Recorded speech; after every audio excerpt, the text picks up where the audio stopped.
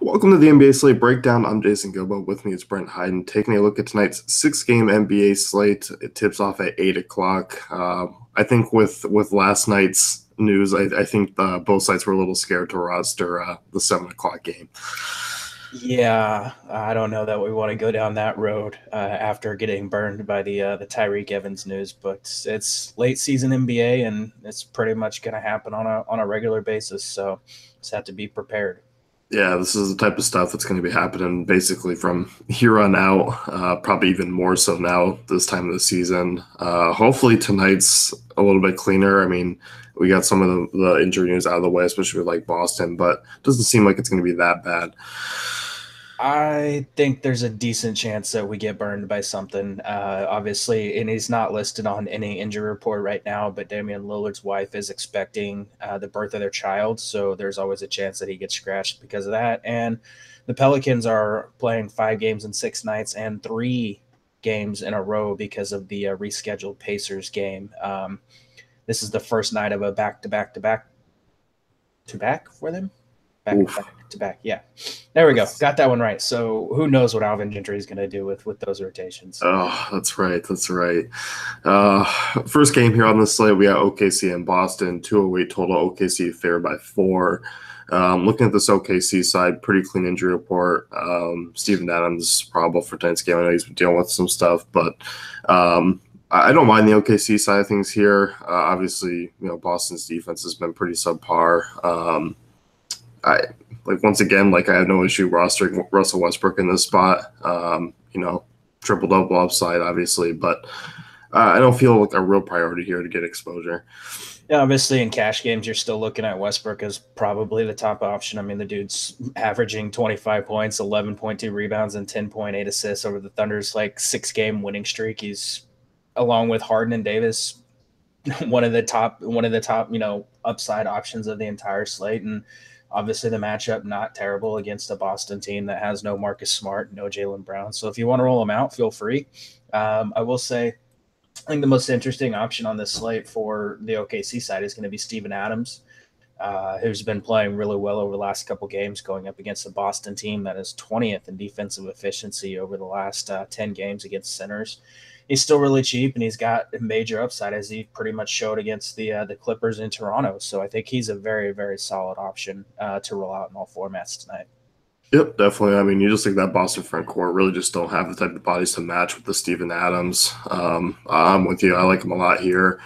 I don't mind Paul George. Look at Boston. They've been bottom 5 in defensive efficiency against small forwards the last 10 games. But I think I might be kind of looking at cheaper options. As crazy as to say, can we take a discount and just go with Brewer? I mean, he's still cheap. I'll go there. I mean, we saw the floor game out of him last time out against Toronto, and obviously, without Jaylen Brown in there and without Marcus Smart, that backcourt defense not as good, but Jason Tatum's still an okay defender. So I don't know that Brewer has an upside game here, but I mean, he is still really cheap and playing a decent amount of minutes. So if you want to roll him out, feel free. I do like Paul George at a discount over on DraftKings, where he's like 7,600. I do expect him to bounce back from a couple bad games here pretty quickly. Carmelo Anthony's price is just insanely cheap, and I think he's an excellent tournament option. He does have upside at that price. I know he's coming off a couple bad games, but he still has plenty of upside. And he's shooting 16 of 29 from 3-point range over the last 4 games. So if he gets hot from beyond the arc, I think he can put up a solid outing here. And at 5,500 and 5,400, yeah, I'd be willing to take a shot there. Yeah, I mean, really, I'd be happy with 30, 35 fantasy points. That's the upside for Melo in this spot and at that price. Yeah, for sure. So, that's about it from the OKC side. Boston side of things, Kyrie Irving still ruled out. Obviously, Marcus Smart, Jaylen Brown still out. Look at this Boston team should be able to obviously keep this one competitive. I don't mind using some of these guys. Obviously, their prices have been kind of getting jacked up because they've been playing well and because they've been forced to be leaned on a little bit more offensively, but I don't mind using some of these guys. I think Terry's an interesting play at his price. Obviously, he's going to be a guy who's going to be needed from here on out while these guys are injured. But, the price, it's not as crazy as where we saw it, against the Orlando and New Orleans. Yeah, I mean, I think he's going to need the 48 minutes and the overtime to really reach his upside. In the other two games, 35, 31, hasn't had a ton of upside in those matchups, but he's a solid cash game option at his current price tag. I think the guy that I'm most interested in is going to be Jason Tatum, who's actually been starting at the two, which is kind of crazy.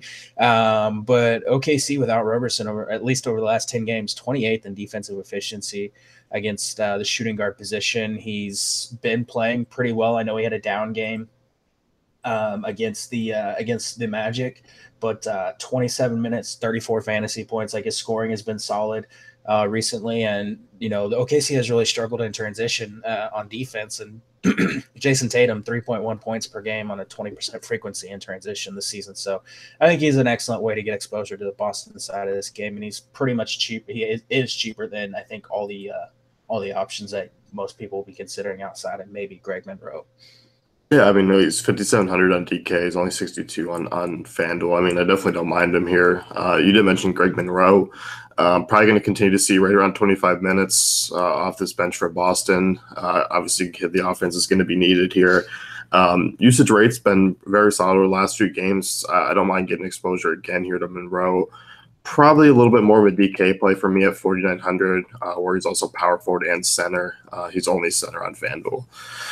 Yeah, I don't know that I'd go there on FanDuel unless you're just building a bunch of tournament lineups. I do like him in GPPs on DraftKings, and you can roll him. I mean, you can even roll him out in cash. I think he's viable there. Also, I think Marcus Morris is still a fine option here too. Obviously, we know the usage is going to climb without some of those players in there, and I do kind of like the matchup for him going up against Carmelo. I think the one guy that I'm not really on here is Al Horford. Hasn't shot well since returning from his illness. In two matchups, you kind of expected better from. I think given the fact that his price is still around like the 7K mark, like I'm probably going to look at some other options. I agree. I think you can take a tournament shot on him, but as far as a cash games goes, there's some better options that we're going to get to. Yep. Any of the cheaper guys off the bench you like? No. Dallas, New Orleans next here, 219 total.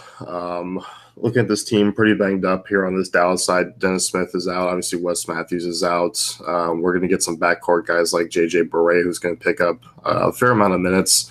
I like Barea here, given really hasn't had a huge upside game in a while, but I like the matchup and the potential here. Yeah, I really do too. And obviously, we have to keep an eye on him because he is questionable for this game. He's dealing with, I believe, a rib injury. But assuming he's able to suit up, he actually made it in my tournament article because I think Yogi Ferrell is going to be the guy that gets most of the attention tonight. And I think, obviously, Ferrell has upside. He's going to be relying mostly on his scoring. He did rack up double-digit assists last game, which was promising.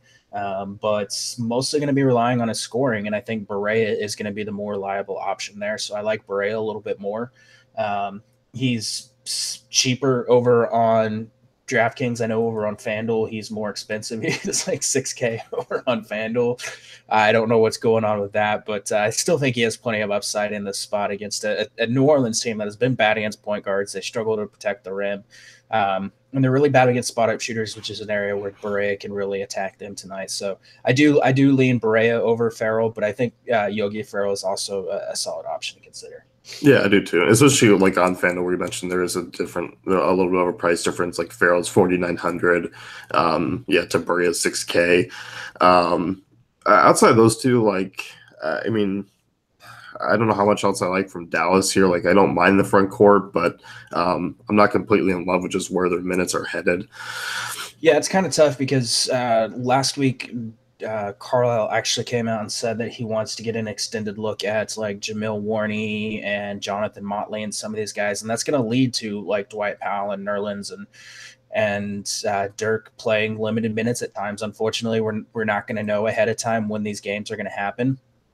And even with Dorian Finney-Smith back in the lineup on like usually the front end of back-to-backs, that's going to eat into some of the minutes for these guys as well. But I still think Harrison Barnes is an excellent option. Obviously, usage rates is pretty high with these guys off the floor. It's about 30%, putting up solid numbers there. So I think you can still look there. His price is elevated, but I think he's a solid cash game option. And he does have tournament upside. Like he's been really, really good the last couple of games. So I do like him. And if you want to go with Nerlens Noel and some of these cheap guys, I think you can sprinkle him in tournaments because they're still pretty cheap. Yeah, like I don't mind taking a shot on Noel. Sat out the last game, but played 27 minutes of the game before against Toronto. Obviously, that was an overtime game, but does have obviously some potential at that price. Not really looking at like Dirk. I would assume like Dougie McBuckets is going to get some minutes again here, but not too intriguing. No, I mean I think Dirk is at least cheap enough to consider. He's kind of risky, but I still think he's cheap enough to consider for cash games if you're really needing someone in his price range. Anyone else on the Dallas side? No. New Orleans here. Once again, like I don't mind building around Anthony Davis. I guess really hasn't hit value over his last 3 games at his price tag, but still putting up ridiculous numbers. Like once again, like what else is there to say? Like Davis is going to be a leading usage guy on the slate. Like he's still only 11.5 on DraftKings. Like I can continue to go around a guy who's going to lock in 55 fantasy points as a floor. Yeah, I mean, 3 games against Dallas this season, averaging almost 30 real points on 52% shooting, 10 rebounds, a couple assists, a couple steals, a couple blocks. I mean, excellent option to go with if you really want to. I'm more interested in some of the cheaper options, mostly because I'm going to be playing. If I'm going to play tonight, it's going to be tournaments, and I'm not going to be building around any of these studs. So that's going to be like Jrue Holiday, who I think is in an excellent spot. He is actually coming off a terrible, terrible game against the Boston Celtics, but have been really solid in the 3 games before that. He has 50 plus fantasy point upside. Again, my biggest concern with anyone on the Pelican side of this game is the fact that they're on the front end of a back to back to back to back to back to back to back to back. And I don't know if Gentry's going to try to, limit some of their minutes in game, or if he's going to rest one of these guys. Hopefully we get some sort of indication ahead of time, but you're still taking a risk with any of these players tonight. Yeah, and luckily, I mean, this game does start at 8, although still, there's no surprise that there's 8:05 or 8:07 news that can pop up. But I mean, one of the main reasons that the sites are starting at 8 is because the majority of the games do start at 8. So hopefully we do get some news like that, because that is obviously something of concern. I mean, we did see New Orleans obviously rest Rondo, the game against Houston, which was the first time of back-to-back, and then he played in Boston. So we could see something like that. Obviously, that's just kind of a wait-and-see approach. But like you said, I don't mind Jrue Holiday here. Obviously, outside of that Boston game, like he's been excellent this year. I'll continue to roll him even at a higher price tag. And Rondo and GPPs is still fine. Like I'm probably going to look elsewhere in cash games. Revenge game. It's always a revenge game for Rondo. Yeah, pretty much. I mean, it is an excellent spot for him. Obviously, we know Dallas really bad against point guards. They're 25th in defensive efficiency over the last 10 games. They're 24th on the season in fantasy points allowed. They really struggle against the pick and roll. Rondo should be able to rack up the assists here, so I do like the spot for him if he plays.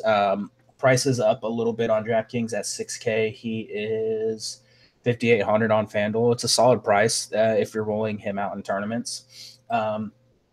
If he does sit, you could look at someone like Ian Clark, who would fall into a few extra minutes. Clark is someone that you can even look at right now without any news. Like the minutes have been up for him recently, so he's someone that you can at least consider in this spot if you need the value. I don't know that I really want to go with the Etuan Moores and the Darius Millers. Moore is a guy who's been over 20 fantasy points in 4 straight games. Dallas does struggle to defend the 3-point line, and I mean he could put up a solid game here, but I'm not really relying on it. I don't feel like I'm really either going to be chasing the Mirotic game. I mean, kind of relied a little bit, I guess, on getting 3 steals and 2 blocks. I know he finished with a double-double, but his shooting's just been horrendous. I mean, down around 30% over the last 5 games. He's not hitting from 3. Really, his shooting since coming to New Orleans has been awful. Yeah, I don't know that I'd really want to go there. I don't necessarily mind taking a flyer on Emeka Okafor or Cheikh Diallo if you really need some value options in tournaments from these games, but I'm not going to try to target the Mirotic game. No, I agree. And as always, if anything does sit, like those names that you mentioned kind of towards the end, the cheaper guys would benefit a little bit. Yeah, for sure. So, Clippers in Minnesota, big game here in the West, 226 total, highest on the night. Like this Clippers game, I like both sides of it. I think this is where a majority of my plays are going to be coming from.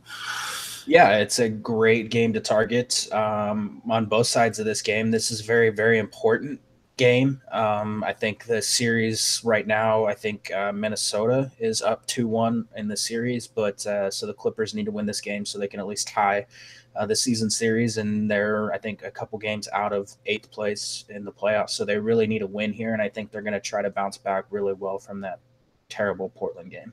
Yep. And look at this Clippers side. I think it starts with DeAndre Jordan here for me. I like his price tag. He's 7,800 on DraftKings. He's only 8,200 on FanDuel. Decent spot here against Minnesota.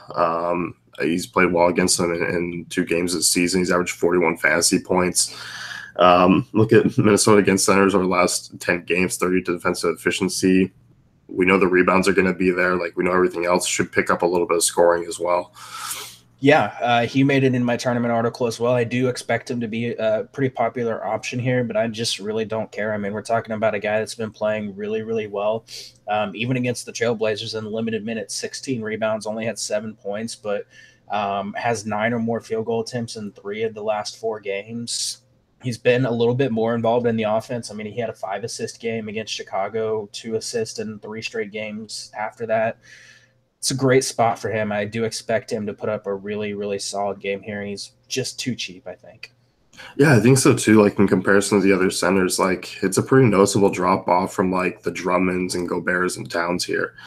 Yeah, it really is. And like, I mean, still, I mean, the dude since the All-Star break, since basically they trade, since the Griffin trade and without Gallinari and Bradley on the floor, I mean, he's still averaging like 1.3 fantasy points per minute. So if you expect him to get 30 minutes in a great matchup, like, that's a pretty solid return on his salary.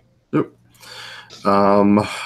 Staying with the front court here, like, I don't mind Tobias Harris despite like a tough matchup on paper. Like, I think the price is still pretty fair on him. I still think there's some upside, 7,400 on DraftKings. Like, I don't know if a lot of people are going to be going with Tobias here tonight, just given the fact that like the matchup doesn't jump off and the price isn't really like a huge discount. But he's been playing really well, like still playing pretty heavy minutes too, averaging 38 over his last 5. He's just been a solid piece. Like, I know he's come off a down game, but I'm bouncing back on Tobias here. Yeah, I'd be willing to go back to the well. I think is going to be an overlooked option with Blake Griffin being kind of a few hundred more expensive over on DraftKings. Obviously, Anthony Davis there as well, and then some solid cheaper options. So I think he's going to go overlooked here, and I think especially in tournaments, he's a very, very good option to target here. But I do have more. I think I have more interest in the guards than I do Tobias as far as cash games goes.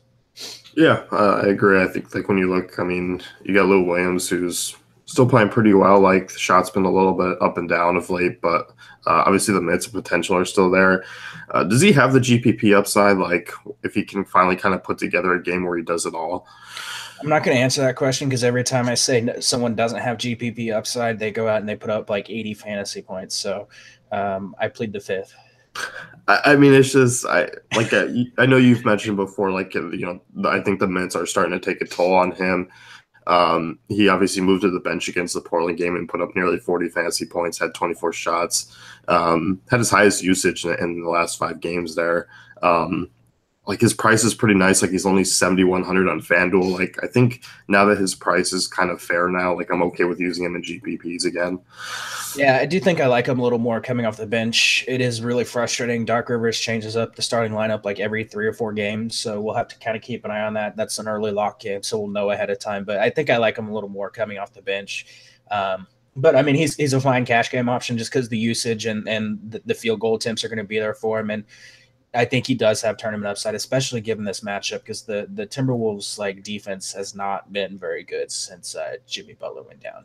No, and it's weird because I would even say that Austin Rivers has some upside in this matchup and has flashed it twice this year against Minnesota. Yes, I think Rivers is a very interesting option. Just, I mean, if nothing else in cash games, because he plays a boatload of minutes, but like generally speaking, guys that play almost 40 minutes a night have upside because they're going to be on the floor for the majority of the games. So if you want to roll him out, I think he's a solid option. He's only 5,800 on DraftKings. That's a really fair price for him. He's 6K on FanDuel. I don't mind that price either. And I know Milos Teodosic has not been good recently, but like that price is still way too low. I think like he does have upside at that price. He's not going to play more than like 28, 29 minutes. Might look into like 30 or 31 if timeouts and fouls and all that stuff fall the right way. But given the matchup against a Timberwolves team that has really struggled against spot up shooters, I think you can at least look at Teodosic here in tournaments, because if he gets you 28, 30 plus fantasy points tonight, which he does have potential to do, he pays off his salary with ease. Yeah, and I'm kind of willing to give him the benefit of the doubt of late, like in some tougher matchups against, Houston, OKC, Portland. Looking at some of the better matchups he's had, he's been pretty solid.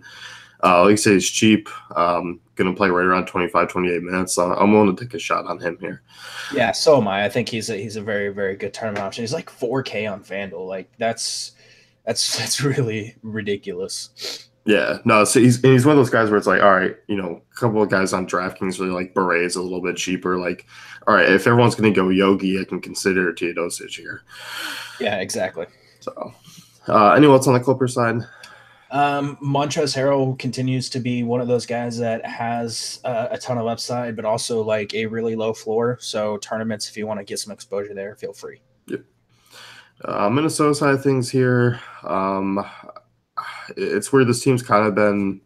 I don't know. I guess I kind of expected more out of Towns. I guess with Butler out, he's been playing pretty well. We've seen a couple upside games, but he's not the center that I love. Like I kind of find myself using like the Teagues and secondary plays here.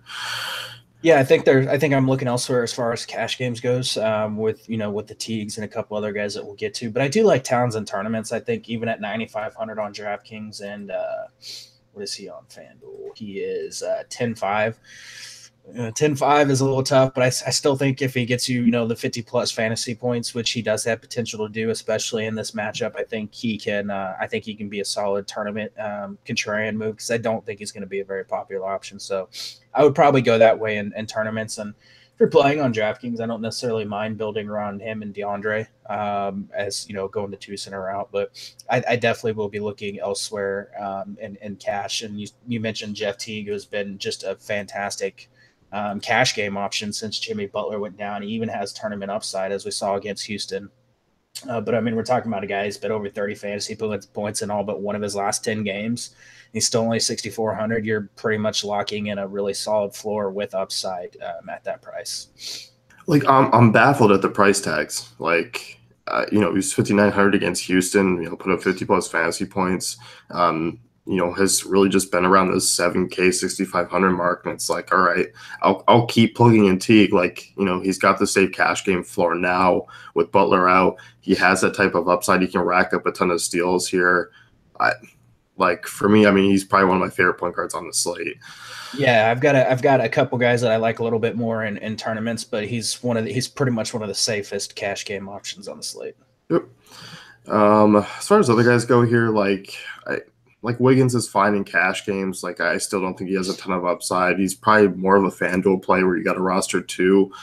I can't see myself kind of going with Wiggins. I know he's still cheap on DraftKings, but still with all the position eligibility and other options, like I just might fade Wiggins on DraftKings. Yeah, I'm probably not looking to go that route. I mean, he's still cheap, and we're still talking about a guy, for the most part, has a 30 fantasy point floor. So if you're wanting to go there, that's fine. I mean, he did flash some potential with a career high 5 assists against the Spurs.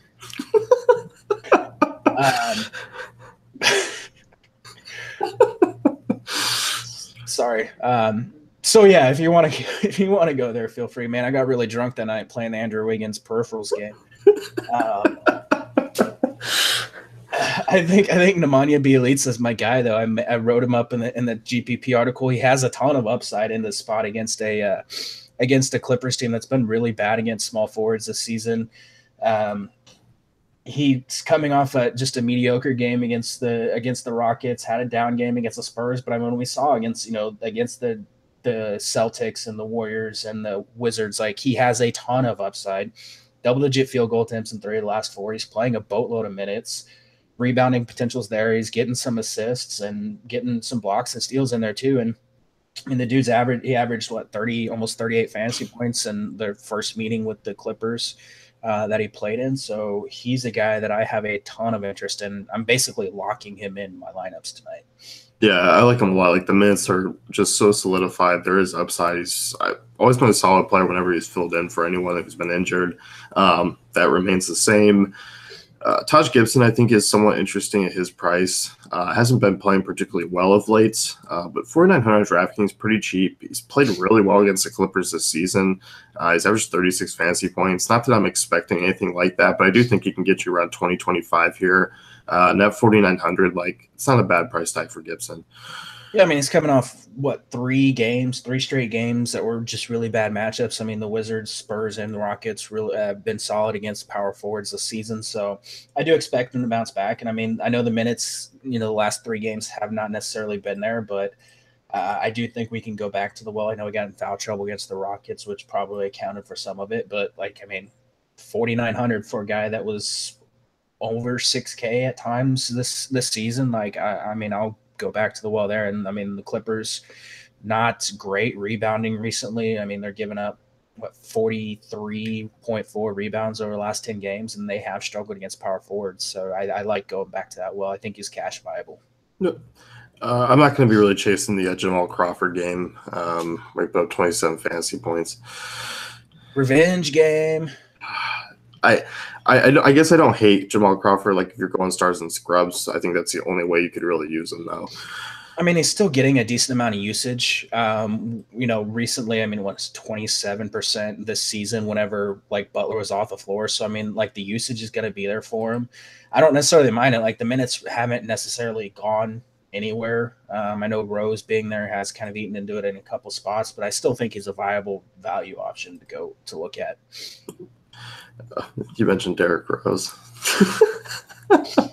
I mean, did you see that dunk he had the other night? I try to not spend any time watching Derrick Rose play basketball anymore. All right, let's move on. The Derrick Rose fans yell at me. Atlanta, Utah next year. Utah favored by 13.5, 206 total here, by far the lowest on the night. Atlanta, I'm looking to just run into a buzzsaw here. Yeah. If you let me find it here. Let's see. In the last 9 games, the Jazz haven't allowed an average of 89.3 points. I think that number is going to go down tonight. I think so too. I think so too. I mean, this Atlanta team is really, really bad. They're just completely decimated by injuries. I mean, they have 1, 2, 3, 4, 5, 6 players that are out tonight. If you want to get some exposure to Taurean Prince at a really, really high price tag, other than that, yeah, it's a pass for me. Yeah, I don't think I'd go anywhere here. I know John Collins is ruled out, and I know they're kind of limited in the front court. You're probably going to see, I don't know what, Tyler Kavanaugh and Mike Muscala. I think Muscala is somewhat interesting as a DK play, though, for cheap. There's just better places to go. I don't know that you really need to look at playing a guy like Mike Muscala in a really, really bad matchup when there's a ton of better value options already that we've mentioned. All right, I am going to stand by it. I don't mind Mike Muscala here, but he's legit the only one. I'm not playing Prince. I know he's been good, but I'm not paying up that price tag for Prince here. Yeah, I mean, the only thing he has going for him is the Jazz have been really bad against spot-up shooters, and Prince is spotting up on 32% of the possessions. And that's pretty much it. Yeah, and there's also a circulating interview from his time in the NCAA when he described what a rebound was and pulling it down. I forgot totally about that interview and how great that was. Yeah, that was one of my favorite moments in NCAA history. Whenever he taught us all how to rebound. Let's move on to Utah here. Speaking of rebounding and people that know how to rebound, Rudy Gobert. I still feel like that DraftKings price is just too cheap for Gobert and what he's been doing of late. FanDuel, it's a little bit of a different story at 10-1. But I think at 8,400, that's pretty fair for Gobert, who just should tear it up in this spot. But I could also see him getting a little bit limited minutes, too, if the Jazz blow him out. If the Jazz blow him out? Well, I mean, I guess, and that may not even be true because he still played 34 minutes in the Phoenix game, and they won 116-88. Yeah, I mean, that's true. But, yeah, Gobert's been his numbers recently. He's posted 3 straight games, at least 20 points, 10 rebounds, averaging 19.3 points on almost 70% shooting with 13.7 rebounds and 2.4 blocks over the Jazz's 9-game winning streak. Yeah, if you want to build around Rudy Gobert and DeAndre, that's a great place to start tonight. I think he has a ton of upside in this matchup, and pretty much everyone from the Utah side of this game is interesting. Obviously, Gobert is my top guy. He's number one on my list. After that, like, I don't necessarily mind Donovan Mitchell. I know he hasn't flashed a ton of upside, but I still think he's a solid cash game option, and you could roll him out in GPP, so he'd be number 2. And I think number 3 would be Jay Crowder, price considered, because we don't have Derek Favors in there. Probably won't lead to extra minutes for Crowder, but I think he could still put up a solid game here without Derek Favors. So in no particular order, it'd be first Gobert, second Donovan Mitchell, and third Jay Crowder. Yeah, I agree with you there. I think guys like Rubio and Ingles are a little bit too expensive. Not that it's a bad matchup or anything. It's just going to be looking other directions. There's only so many Jazz guys I could get exposure to tonight, not because of the matchup. It's just because this game's going to just basically blow out, and Utah's going to run right through them. Yeah, I threw in an office joke for you there, and you didn't even catch on. Wait. Well, can we rewind here? It's from the interview. Whenever Michael Scott was doing, he's like, first this, second this, third this, in no particular order.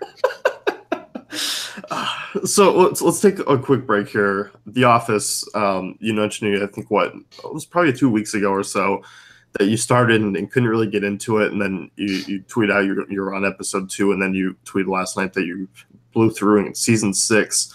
So the GIF you sent me was kind of more like, nah, it's all right. It has really funny moments, and it's solid, but there's also a lot of moments where it's just like trying way too hard, and it's kind of obnoxiously annoying. Okay, all right, I can see that take. Well, now that Ed Helms' character is in it, it doesn't get any better. I will say once I got past like season 1, it did get better. Like it wasn't necessarily the production quality of season 1 that really got to me. Like after I was able to look back, like it was just Michael's hair. Oh yeah. The receding completely goes away. Like, yeah, I was like that in the first season. Like I just when they would do interviews, like I just couldn't watch because it was just so bad. It just, I don't know why it got to me so much, but now that I'm past that, and it is much better. Well, I'm glad you're somewhat enjoying it here because it is a classic. But yes, by the way, Ed Helms' character in that show is still one of the worst TV characters in history. Yes, I will say that is true. So, that's it from the Utah side here. Let's move on to Detroit and Phoenix. Detroit on a back-to-back here against Phoenix. I don't mind this Detroit side. I kind of think they're actually going to be a little bit overlooked. Maybe not so much Blake Griffin, but I think some of these other secondary options will be.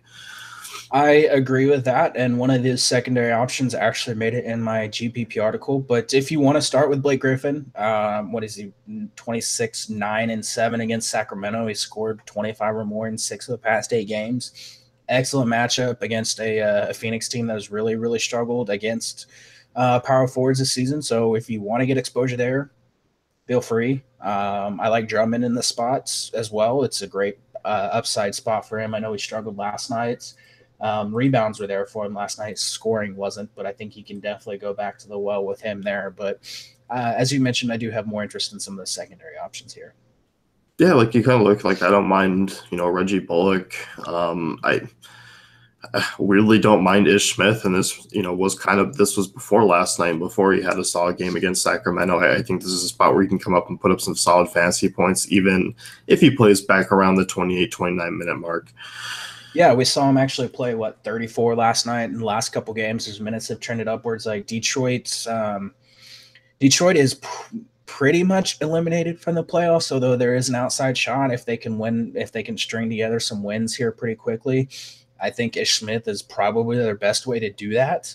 So I'm hoping Stan Van Gundy is going to ride Ish Smith tonight. He's just really cheap. I mean, he's 4,400 over on DraftKings. He's 5K on FanDuel.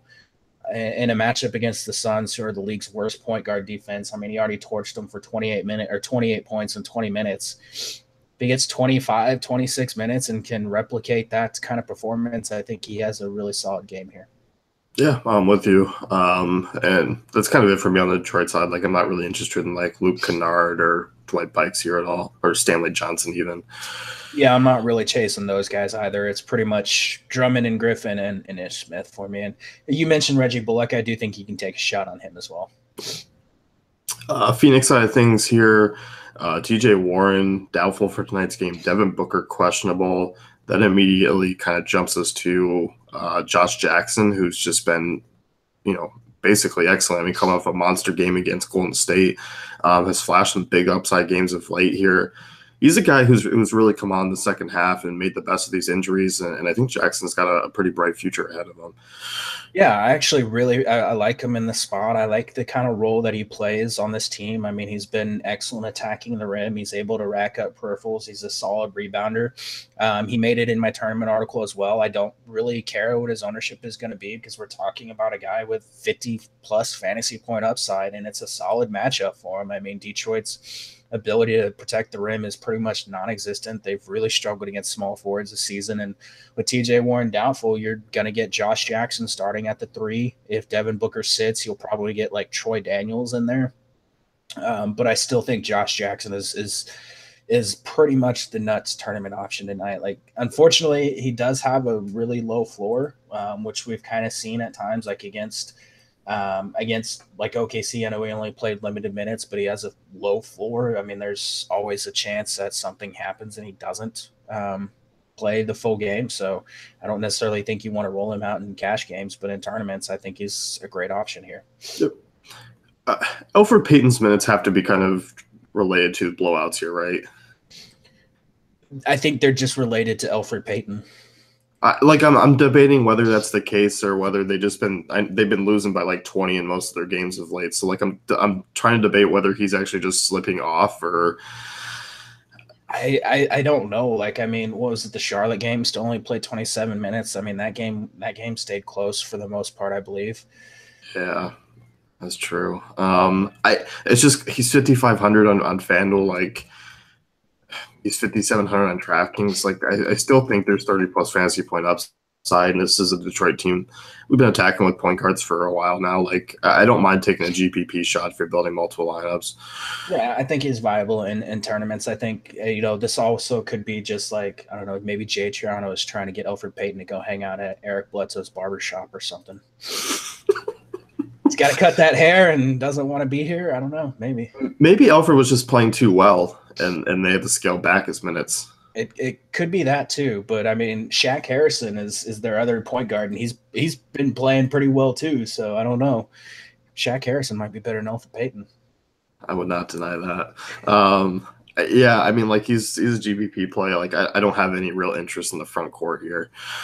No, I mean, if Troy Daniels starts, he's a value option that you can consider. It's not a terrible matchup, but he's pretty much just relying on being able to hit 3-pointers. So if that's not falling for him, then he's not going to get you anywhere. But he's just another value option to consider. Yep. Houston, Portland, last game of the night, 217 over under Houston by 5. I'm excited to watch this one. I think this is the game that I'm most excited for, just as a fan. Looking at this Houston side here, looking to end the Portland win streak. Can it happen? That's the question. Obviously, the Damian Lillard factor could play into this. If he's not able to play, then there's a pretty good chance that Houston ends that winning streak. If he doesn't play, there's a good chance that Houston ends the winning streak. If he plays, there's still a chance that Houston ends that winning streak because Houston is really freaking good at the game of basketball. I think like if Lillard doesn't play, like it totally changed the dynamic of this game. Yeah, mostly because also Shabazz Napier may not play because his left great big toe is questionable for this game.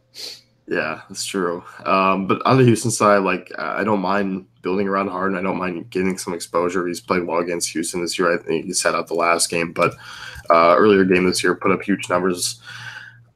Obviously, back-to-backs, 60 fantasy point games. I don't mind using Harden. Like I feel like he's a little bit overlooked here. Like I think Davis and some of the center options might be more of a priority.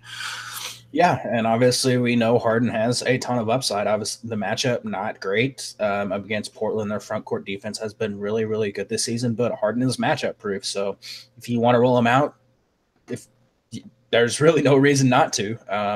This game is still pretty important for the Rockets as they're trying to lock up that first seed and whatnot heading into the playoffs. So feel free if you want to roll him. I still think Chris Paul is a viable option as well. It's averaging almost 32 points in 2 meetings against Portland. One of those games he put up like 37 with 11 assists whenever Harden was out. But he's still a viable option. Like he's a cheaper way to get exposure to the Houston guard duo here. Yeah, I don't mind going there. Like Paul's price is fairly decent. I think some of the other options here, like I'm not too intrigued with. Like Trevor Ariza, I just think there's better options around the range. Same thing with like Clint Capella. Like I don't love the spot here. Hasn't really played that well against Portland this season in terms of upside. I think it's just kind of like Harden and Paul for me, and I'm kind of going other directions, like just because the value, like there's just better value around those guys. Yeah, I don't have a ton of interest. Obviously, if you want to sprinkle in Capella in tournaments, feel free. I think Ariza is a fine cash game option just because the minutes are going to be there for him, but there's really nothing that stands out about the matchup for him. It's basically Paul and Harden for me. Yeah, I'm with you. On the Portland side, Damian Lillard obviously is something that we need to keep an eye on. I saw the news last week. Is this just going to be like an ongoing thing here? Like, pop that baby out already. Yeah, like I really hope that it doesn't happen tonight because obviously I do want to get some exposure to Lillard. What was it, the game against the Clippers when they were in LA that, some tweets were coming out that he was with the team but was expecting the birth of his child soon. So I checked his Twitter page this morning and there were no baby pictures. So not sure if it's happened yet. We just haven't heard or if he's just not telling anybody, but it's something definitely to keep an eye on because if we don't get that news right around before, within like 5 minutes of lock, you're taking a pretty big risk that he could end up being a late scratch. Yeah, and I don't know if it'll necessarily affect on his ownership. Like, I don't know if enough people are going to be worried about it. I don't know if enough people are even going to know because, like, there's obviously there's no Q tag by his name or anything. And if you don't actually pay attention to, the tweets that were coming from the beat writers, you may not even know that his wife is expecting a baby and he could miss tonight's game. Yeah, so definitely keep an eye on it. Search Twitter like once every 10 minutes, and that'll help. I mean, what is it? Casey Holdall has done a pretty decent job of updating us on that information. I think he was the one that was on top of it over the weekend. So if you just want to follow him, I think his like handle is @CHODL or something like that. I'm finding it right now. It's @CHold. So if you just want to turn on tweet notifications for him, you can do that, and you'll probably find out whenever Lillard is ruled out if he is. So baby watch there. We're going to assume that Lillard played this night, but obviously keep an eye on that. I don't mind McCollum in cash games. I also kind of think he's an interesting GPP option too here.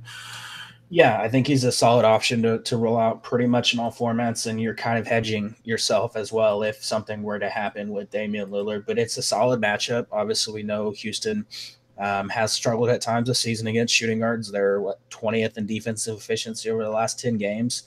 They struggle in spot-up shooters. McCollum's spotting up on almost 15% of his possessions this season. So he's definitely someone to consider. I do like him pretty much in all formats. And I mentioned Napier. If we get Lillard news ahead of time, Napier would obviously be probably the chalkiest play of the night if Lillard were ruled out. Yeah, that's true. And we've been down the Napier road before, with Lillard out. He's played pretty well. The fact that he's basically bare min is kind of an easy play in cash. Yeah, and even in tournaments, it's one of those situations where you might just have to eat the chalk. But again, also keep an eye on his status because that great big toe, I don't know what makes it so great, but it is questionable for tonight's game. Yeah. Nurkic and GPPs I'm still okay with at his price. He's 6,300 over on FanDuel. He's 63 on DraftKings as well. Houston, 23 in defensive efficiency over the last 10 games against opposing centers. Nurkic, like he's been fine fantasy points per minute wise. It's just his minutes have been up and down, but Interesting here, three double doubles in the last 5 games. He does have some upside for his price. He's a high risk, high reward play at this point. Yeah, and I do have, obviously you mentioned the high risk if Houston goes small, which they have the tendency to do and have the ability to do really efficiently. Nurkic gets played off the floor and you get more minutes for like the Ed Davis and the Aminus and players like that. Yeah, I don't have a ton of interest in any of those guys here. I will say Aminu's on quite the hot streak. It's a terrible matchup. Houston's been really good against power forwards this season, and now that Ryan Anderson's playing limited minutes, they're even better. So that makes it really tough. But he is still pretty cheap, coming off some solid games recently. You could do worse in cash games, I think. Yeah, and you mentioned Ed Davis here as a possible option. He's averaged 20 minutes against Houston this season. He's put up 27 DK points in 2 games. Yeah, like I said, I think it's a product of Houston going small, and he is kind of a guy that can take advantage of that. So I don't mind some tournament exposure to Mr. Ed. No, I don't either. That's it for us. What NBA star has a baby tonight? Man, I don't know. Maybe Damian Lillard. That's what I was gonna go with. Damn. I don't know. I think Rudy Gobert might dunk on someone so hard that he looks like he's having a baby. It could happen. So it's true. But for real, most points tonight, most real points. Most real points. Are we limiting it by price or anything? Let's go under double digits. So none of the no Westbrook, Harden, or Davis. Damian Lillard if he plays. All right.